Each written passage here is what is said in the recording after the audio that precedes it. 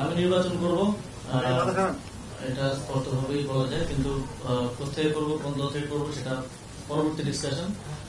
আমরা এখন একটা পর্যায়ে আছি, পরের পর্যায়ে সেটা সবার সামনে আসবে। আর অন্য যে বিষয়ে প্রশ্ন করলেন সে বিষয়ে আমার কোনো কিছু বলার ইখতিয়ার নেই, সেটা আমাদের মাননীয় প্রধান উপদেষ্টার কার্যালয় থেকে আপনাদেরকে যথাসময় জানিয়ে দেওয়া হবে।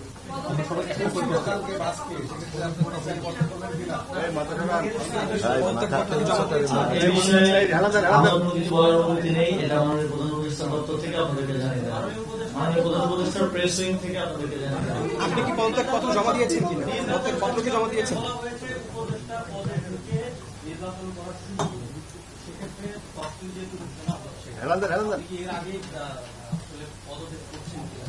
এটা ইতিমধ্যে আমি নিজেও বলেছি যে উপদেষ্টা পদ থেকে নির্বাচন করা উচিত না, যদিও আইনগত কোনো বাধ্যবাধকতা এক্ষেত্রে আসলে নেই।